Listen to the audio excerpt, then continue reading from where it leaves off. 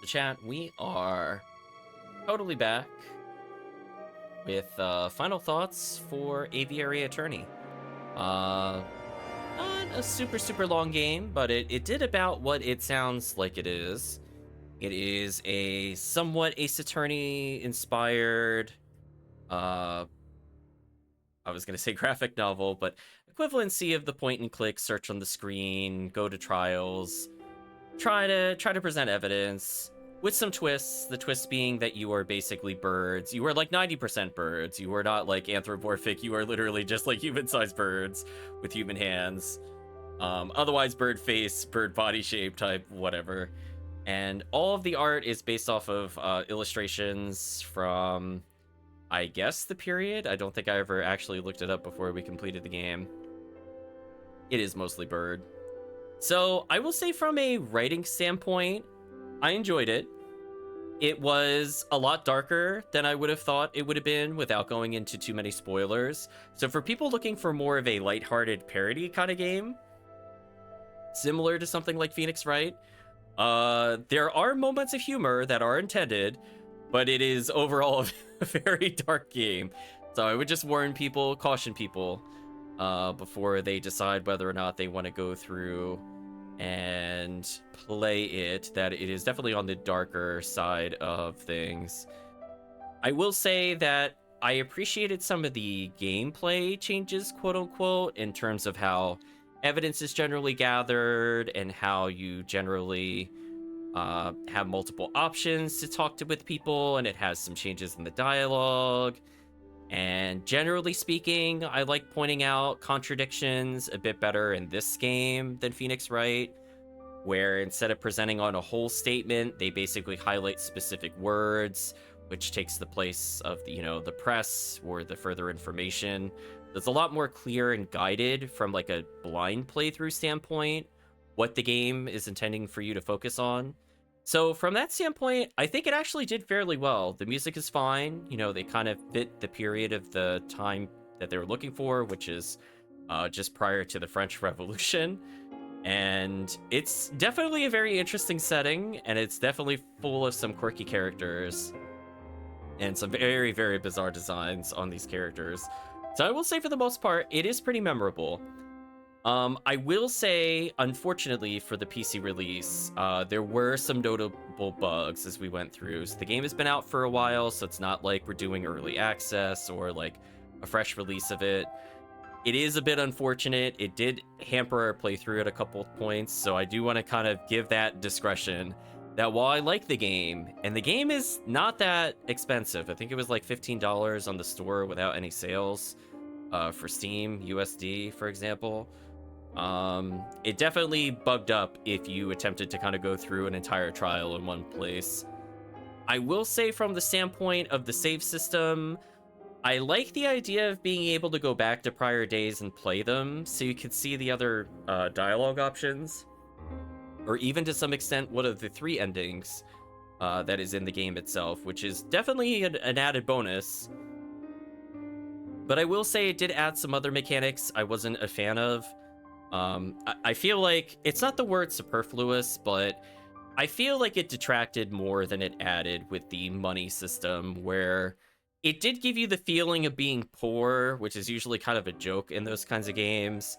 But then like to actually require you to like bribe people or buy pieces of evidence or do other things with the money, some more legal than others, was not my favorite mechanic. And chat knows I deeply despise the blackjack in this game as the only way to make additional money in the playthrough. It is technically skippable for the most part, but it does kind of leave you that lingering feeling as you play that you have to do it because you don't know how expensive things are going to be. So without foresight, you would potentially have to go back and replay certain days to get money to make sure you could do this, and then you could do that, and that'll put you on a better path than if you hadn't done it. I don't know. I feel like that was kind of a misstep with it. Yeah, Jack Noir was terrible. We played it, we technically beat it, it just wasn't very fun or very fast. So the one kind of main save file playthrough does make it's both easier to replay certain parts of the game, but also worse at making sure you don't have to replay specific scenes over and over again. The blackjack definitely cheated often as well. Listen, there were so many times where it was a legend RNG, and I'm telling you, that there were so many spiteful 21s on us, it was unreal. It's actually unreal. I think at one point it was like I lost 3 20s in a row. That was actually wild. That was so upsetting, it's so wild. Oh, including when the AI played, what was it, 6 cards to beat me to get to 21? I'm like, what are the odds? This is actually just unfair. I feel like I'm being pranked. So yeah, did not like the RNG. It was so bad at one point, I genuinely thought it was unwinnable. And like, some of it was just initially not understanding the game the first couple of times I played it. But like, after like 5 or 6 hands, I'm like, yeah, no, I get what it's doing now. But then it's like, I still can't win. So that was not very enjoyable, and I wish that was not in the game overall. But from a standpoint of enjoyability, I actually had a decent time with it. I had more fun with this than some of the entries in Phoenix Wright. Maybe that's blasphemy. Like, don't get me wrong, like, some of the games in the trilogy that we played on stream were solid, some of the cases were good, but like, I will take all of these cases over like clown case, circus case, whatever you want to call it in the second game. Any day of the week, I will play this over those. So I will say, from the standpoint of, did it do what it set out to do? Yes. Is it as polished as I would have liked? No. So I think if you go in with that mindset and you can kind of maybe pick it up on a deal, like, I would say like $5 or $6. I got like, I felt like that was worth it for me. I had a good time with it. And again, like, we saw some very, very interesting characters. And generally, the writing was very good. I would say, you know, there were some of the classic, like, typos and stuff like that towards the end, which was a bit unfortunate. But overall, I felt the characters all had very distinct personalities and a decent amount of twists and plays on the tropes, that it wasn't like 100% predictable, but still very enjoyable throughout. And again, as I said before, it gave you a lot of different choices to kind of bring out more attitude and personality from your characters. So you weren't so much like a silent protagonist either, equivalency, as your character has a lot of banter back and forth with the assistant throughout the game. So otherwise, chat, I think that does it for the non-spoiler portion of the review. I mean, I would say overall, don't regret playing it. I think it was an interesting game. But from a spoiler standpoint, I would say the first case involving the cat Demiel was very good. In terms of setting up the tone and the setting and pretty much everything else to expect with the game, I like that things that you did with the people that were in the chateau would or could get updates in the future, and even showed up in one of the bad endings where you got to basically punish a murderess for getting away with things. So I like that it kind of does away with the notion that, oh, I'm such a perfect defense attorney, I'll get everybody out of jail and everybody will be, you know, found not guilty, blah, blah, blah. It kind of goes in with the, oh, you thought you were defending somebody innocent and you put somebody in jail, but no, that actually wasn't the person who did it. So I like that kind of setup in the case itself. I would say from like a second case standpoint, I'm actually trying to recall specifically who was in the second case. There were a lot of different characters we encountered in the second case. I guess it had to do more with the identity of the Fox detective. So I liked the fact that the court system was kind of working against you, which kind of gave vibes of something that was in a typical Phoenix Wright style game. Where essentially the judge ends up being the very corrupt figure that you take out. I conveniently only defend good, honest, innocent people. Yeah. And I like that for the most part. I honestly really liked our assistant, Sparrowson, a lot to the JJ Falcon. I really like the dynamic between them, like the more stoic, not entirely bereft of words, but more serious of the two. Is this the straight man to the silly, goofy character kind of comedy duo? Sparrowson was pretty funny throughout. And as I said before, I kind of like the different personalities from the different characters. I liked all the villains, including some of the more ambiguous characters. I think some of the natural architecture is a bit lost on me since I'm not as familiar with French history or that kind of period in general. So for me, I was stepping into it from a pretty blind standpoint. But I did think it was interesting kind of going around and starting from like a chateau, and then you end up in literally the equivalency of Notre Dame and visiting the Louvre and all sorts of other locations. I like how it kind of tied together all the drawings from the artist. Chat saying he was the levity we needed with the Falcon's more stoic and dry personality. Yeah, I think they worked very well together, where I feel like the character knew when to take it seriously, but they weren't like, oh my god, you guys, you know, like at the same time. So it was nice to not be like really exaggerated or like ultra annoying, which I will say in those kinds of games, it did just get kind of annoying with characters like Maya. I don't want to like bash Phoenix Wright, but it's like, that was definitely one of the more annoying parts of the game, for sure. It was not the best setup. I would say one of the features I was a little surprised at, I guess this could have been in the non-spoiler section, I didn't like that for the visual novel. That was the word I was trying to think of earlier.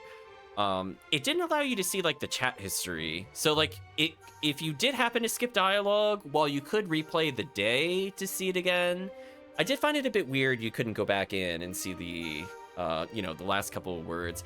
I kind of thought that was a standard in those kinds of things. So I feel like that was a bit of a miss from the gameplay standpoint, because there were a couple times I accidentally double-clicked. Because it would just be like a lot of like short dialogues back to back that require you to click to advance. That's saying he was written in kind of silly, dumb, but realistic way, not in a more anime way. Yes, I think that's what made the writing a lot better for me. So I think from the standpoint, UI was okay. Traveling around the map, I think it did what it needed to do. I don't think they needed to make it too complicated. I don't think I had any concerns with that portion. I did like kind of scanning the room and trying to find the evidence. It would pop up a big thing when you get close to something you can touch. So it's definitely a lot more generous than games of a similar nature with visual novels. Overall, it's not meant to be like super hard. I think it kind of plays more off of morals, which I think is a better way to play a visual novel game, is for it to not be like, oh, you didn't find this exact pixel and this pixel didn't count. Oh, you didn't click on that one extra blood spot on the leg, even though you clicked the leg. Oh. Do you know what I mean, chat? So I'm glad this game didn't have any of those moments, because those definitely detract from those styles of games. And chat knows what I'm talking about, having witnessed some of the other games. Overall, I would say some of the jokes were just kind of okay. I thought Mousy was probably the weaker of the characters they introduced. The whole joke that the character is very small and takes a while to do things and doesn't get to deliver tea. It's okay, but I don't really find that character very interesting. They at least did something plot relevant towards the end where they deliver a core piece of evidence, so I kind of like that tie-in with them a bit more. I still don't understand Volaretti's design. So does he have like no hands at all, or how does that work with anything that we witnessed with some of the events later in the game? I feel like I was left with more questions than answers. I agree, Happy City music. I don't understand what was happening. I like how they had a duel where he questionably had no hands. That was something. that was the question mark. But yeah, I kind of like the impromptu trial in the catacombs with Beaumort. I like for the bad ending, you actually straight up become a killer. And I like that for the good ending and the neutral ending, you get hints and more lore about the history of the Viridian Killer, who the Inspector has been looking for 18 years. So I like that no matter what ending you pick, you learn something new, which is kind of nice. And kind of messed up. Yeah, those catacombs. That I don't want to spoil. I want people to experience that no matter, even in the spoiler section. I don't even want to comment what we saw in those catacombs. Other than I will say, it is very unique, and that's where I was like, oh, I see. We're in this kind of game. Okay. Huh. More or less my thought process witnessing that for the first time. But overall, chat, I hope you had fun with the game. I know I had fun with it. I would say, again, my only points of frustration were the Jack Noir game, which is a modified version of Blackjack, which we alluded to briefly, and probably a little bit of the save system and the going back to some of the other dialogue. I like the replayability of seeing the different endings. It didn't take a lot of time to go through the endings. There's no voice acting or anything in the game, so we did our best to kind of make do with some of the choices, make the decisions for the characters, as well as voice the characters. This character's theme. But I think overall, not bad. I don't think the developer worked on any other games, to my knowledge. So it is a little bit of a shame when it comes to that. I would have been kind of interested to see if they had followed up with anything. In fact, I'm gonna real-time check, chat, if they have done anything else. I am 99% certain the answer is no. So I would have been interested to see from their standpoint. Yeah, they only have one game. That is a shame. So I think from the standpoint, you know, it came out on Steam at least in 2015. I would have liked to have seen like maybe 1 or 2 more patches. There's no like controller support. It's just kind of point and click as you go through. So it would have been interesting to see it kind of updated based off of the expectations of like a 2025 and beyond audience. For the time, it probably would have been okay, but not like fantastic. But I think from the standpoint, a bit of a shame we won't see more from them. I think the writing, as I said before, was pretty solid. I guess it's hard to potentially theme an entire game around one artist after going through so many character concepts and coming up with all these personalities for like 20 to 30 different characters.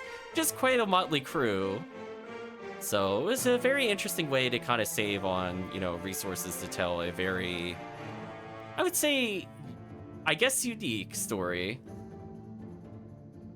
Yeah, I don't know if they'll ever come out with something. I'm assuming they're just kind of, we're done with the industry kind of thing. It's a bit of a shame.